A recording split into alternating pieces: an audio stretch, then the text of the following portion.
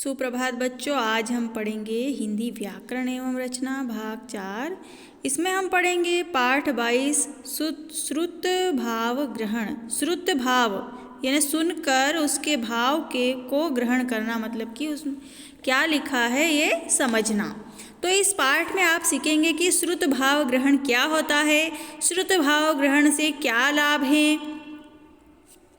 तो वास्तव में जब हम कोई बात सुनकर उस पर कुछ पूछने पर अपनी प्रतिक्रिया व्यक्त करते हैं, मतलब अपनी बात बताते हैं, तो उसे श्रुत भाव ग्रहण कहते हैं। जैसे हमने कितना सुना, उसके बारे में हम कितना समझे, ये प्रतिक्रिया व्यक्त करने के लिए, ये बात बताने के लिए श्रुत भाव ग्रहण का प्रयोग किया जाता है। तो श्रुत भाव ग्रहण अर्थात सुनकर समझना, यानी जो मौखिक रूप में कहा गया है उसे भली भांति ग्रहण करना, यानी कि किसी बात को समझना।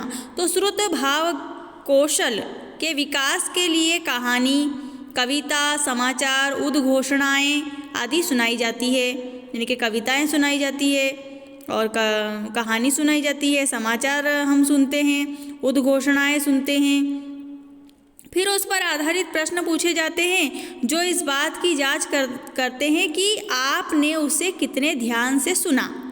पूछे गए प्रश्न श्रवण पर आधारित होते हैं, मतलब सुनने पर आधारित होते हैं। श्रवण यानी सुनना, ज्ञान पर नहीं।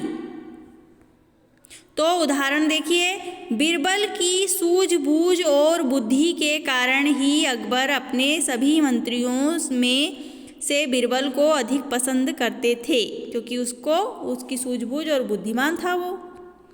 बीरबल की बुद्धि के सामने कोई भी टिक नहीं पाता था। इसी कारण कुछ दरबारी बीरबल से चिढ़ते थे कि अकबर हमेशा इसी का सम्मान करता रहता है, इसी की बात करता रहता है, हमको तो पूछता ही नहीं है। एक दिन दरबारी ख्वाजा ने बीरबल को मूर्ख साबित करने के लिए 2 मुश्किल सवाल सोच लिए। उसे विश्वास था कि इन प्रश्नों के उत्तर देने में बीरबल के छक्के छूट जाएंगे। वह अकबर के पास पहुंचा और बोला, महाराज, बीरबल अपने को बहुत बुद्धिमान समझते हैं। मैं चाहता हूं कि आप बीरबल से मेरे 2 प्रश्नों के उत्तर पूछकर उनकी बुद्धिमानी की परीक्षा ले। ख्वाजा के कहने पर अकबर ने बीरबल को बुलाया और कहा, बीरबल, तुमसे ख्वाजा जो प्रश्न पूछना चाहते हैं, क्या तुम प्रश्नों के उत्तर देने के लिए तैयार हो? बीरबल बोले, जहां पना जरूर उत्तर दूंगा, खुशी से पूछे।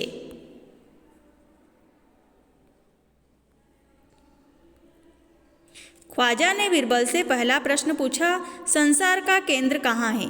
बीरबल ने जमीन पर अपनी छड़ी गाड़कर उत्तर दिया, यही जगह संसार के बीचों बीच पड़ती है, यही संसार का केंद्र है। यदि आपको विश्वास न हो तो आप सारी दुनिया को नापकर दिखा दें कि यह जगह संसार का केंद्र नहीं है। ऐसा कह देता है। तो संसार का केंद्र भी कोई नहीं बता सकता और पूरी दुनिया को भी कोई नहीं नाप सकता है। तो ख्वाजा ने दूसरा प्रश्न पूछा, आकाश में कितने तारे हैं? तो बीरबल ने एक भेड़ मंगवा कर कहा, इस भेड़ के शरीर में जितने बाल हैं उतने ही तारे आसमान में हैं। अगर आपको गलत लगता है तो आप भेड़ के बालों को गिनकर तारों की संख्या से तुलना कर ले। तो अकबर तो बीरबल के द्वारा दिए गए प्रश्नों के उत्तर में से सहमत थे, लेकिन ख्वाजा भों चढ़ाकर बोले, ऐसे गोलमोल जवाब से काम नहीं चलेगा। बीरबल बोले, गोलमोल प्रश्नों के उत्तर गोलमोल ही होते हैं। पहले मेरे जवाब को गलत साबित करो, फिर आगे बोलो। ख्वाजा साहब से फिर कुछ भी बोलते नहीं बना। ख्वाजा अपने प्रश्नों में ही उलझकर रह गए। तो आपने कहानी सुन ली, अब इन प्रश्नों के उत्तर बताइए। तो अकबर सभी मंत्रियों में किसे पसंद करते थे? तो आप कहेंगे कि बीरबल को। कुछ दरबारी बीरबल से क्यों चिढ़ते थे? क्योंकि बीरबल की बुद्धिमानी के सामने कोई नहीं टिक सकता था। ख्वाजा ने बीरबल से कितने प्रश्न पूछे? तो 2 प्रश्न पूछे। ख्वाजा ने दूसरा प्रश्न क्या पूछा? कि आकाश में कितने तारे हैं। बीरबल के उत्तर से कौन सहमत थे? बीरबल के उत्तर से अकबर सहमत थे।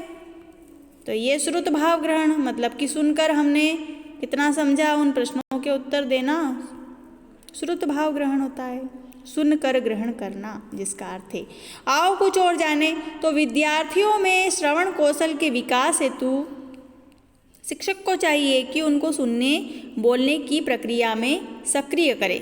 मतलब कि आपको सुनना भी आना चाहिए। हम दूसरों की बात सुनेंगे तभी तो हमें कुछ समझ में आएगा, और हमें बोलना भी आना चाहिए कि कहाँ कितना कैसे बोलना चाहिए। बोलना भी आना चाहिए और सुनना भी आना चाहिए। मतलब कि हम बीच बीच में ना बोले, दूसरों की बात को पहले समझे कि वह क्या कहना चाहता है, तभी हमें समझ में आएगा। नहीं तो हम अपनी ही बोलते जाएंगे तो दूसरों की बात कभी नहीं समझ पाएंगे। क्योंकि श्रवण कौशल ही शुद्ध उच्चारण और बोलने की पृष्ठभूमि तैयार करता है। यदि हम किसी को सुनेंगे तो हमें किस शब्द का कैसे उच्चारण करना चाहिए, वो शुद्ध उच्चारण और बोलना हमें आएगा। श्रवण कौशल हेतु सबसे उपयोगी है वार्तालाप, मतलब कि बातचीत करना। तो हमें अच्छे वक्ता जो होते हैं उनको सुनना चाहिए, जो बोलते हैं। जैसे आपने मोबाइल में भी देखा होगा, टीवी में भी देखा होगा कि जो अच्छे वक्ता है उनको सुनना चाहिए कि वो कैसे बोलते हैं। तो हमको भी बोलना आएगा कि कैसे किस शब्द का उच्चारण करते हैं। श्रुत भाव द्वारा विद्यार्थियों में श्रवण कौशल के गुण का विकास होता है।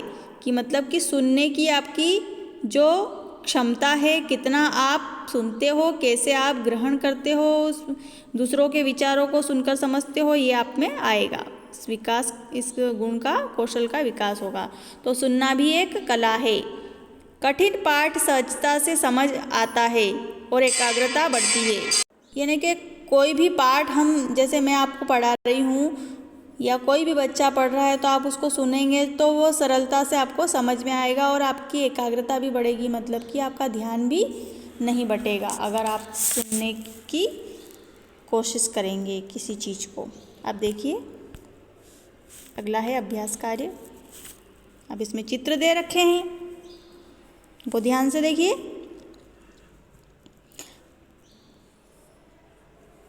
अब ये अनुच्छेद मैं आपको सुना रही हूँ। काशी में वीरबाहु नामक एक राजा राज्य करता था। वह अपने न्याय के लिए प्रसिद्ध था, लेकिन उसकी पत्नी बहुत घमंडी थी। एक दिन रानी अपनी सखियों के साथ गंगा स्नान करने गई। कड़ाके की सर्दी यानी कि ठंड पड़ रही थी। स्नान करके लौटते समय रानी के हाथ पैर ठिठुरने लगे, मतलब उसको बहुत सर्दी लगने लगी। उसने इधर उधर देखा तो एक छोटी सी झोपड़ी दिखाई दी। रानी ने झोपड़ी में आग लगा दी और सखियों के साथ आग ताप कर राजमहल लौट आई। वह झोपड़ी एक गरीब ब्राह्मण की थी। ब्राह्मण झोपड़ी जलाए जाने की फरियाद लेकर राज दरबार पहुंचा। राजा को यानी कि रिपोर्ट लेकर राज दरबार पहुंचा। राजा को जब यह पता चला कि रानी ने ही ब्राह्मण की झोपड़ी जलाई है, तो उसने रानी को सजा सुनाते हुए ब्राह्मण की झोपड़ी बनाने का आदेश दिया। रानी ने 1 वर्ष तक कठिन परिश्रम किया, तब जाकर वह गरीब ब्राह्मण की झोपड़ी बना सकी। इसके बाद रानी को अपनी गलती का एहसास हो गया कि कितनी मेहनत से किसी चीज़ को बनाया जाता है, उसे नष्ट करने का हमें कोई अधिकार नहीं है। वीराबाहु कहाँ का राजा था, वह किस लिए प्रसिद्ध था? तो वीराबाहु काशी का राजा था।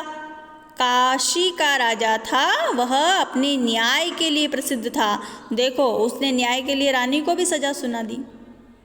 नहीं, वो चाहता तो एक झोपड़ी बनवा देता और रानी को कुछ भी नहीं कहता, लेकिन नहीं, उसने रानी से कहा कि कठिन परिश्रम करो और इसकी झोपड़ी बनाओ जो तुमने जलाई है ना।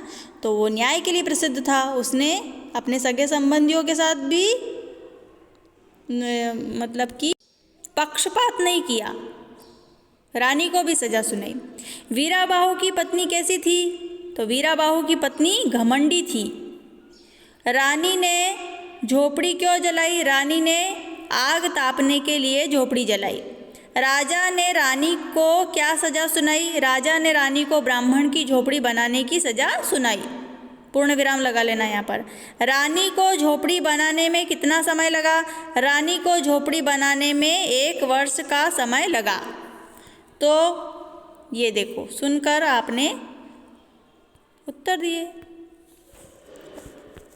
होंगे। अब रचनात्मक क्रियाकलाप। तो पहले वर्ग में अपना नाम और आयु लिखिए। जो नंबर 1 है उसमें आयु और नाम और अपनी एज लिखना।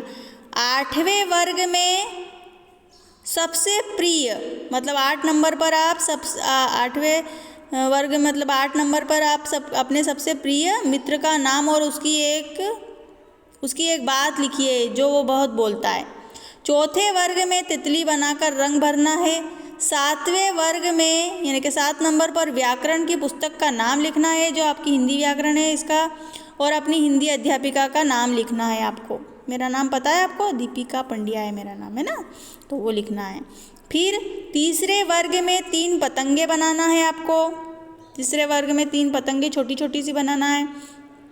दूसरे वर्ग में सूरज का चित्र चिपकाकर उसके पर्यायवाची शब्द लिखना है। यहाँ पर दूसरे वर्ग में छोटा सा चित्र बना देना और उसके पर्यायवाची शब्द लिखना सूरज के, जैसे रवि, सूर्य।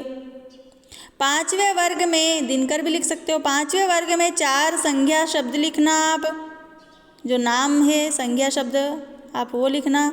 6ठे वर्ग में 1 पंक्ति लिखिए कि आपको पाठशाला जाना क्यों अच्छा लगता है। ये 6ठे वर्ग में आप लिखना, 1 लाइन आ जाएगी, 2 लाइन दे रखी है यहाँ पर। तो फिर है 9वें वर्ग में किसी कविता की 2 पंक्ति लिखिए। आपकी जो पाठ्य पुस्तक है अंकुश, इसमें से कविता की 2 लाइन लिखना, ठीक है। धन्यवाद। तो ये पाठ यहाँ पर आपका कंप्लीट हो चुका है। पाठ कौन सा है आपका? ये 22 श्रुत भाव ग्रहण। तो आप इसको अच्छे से करना। धन्यवाद।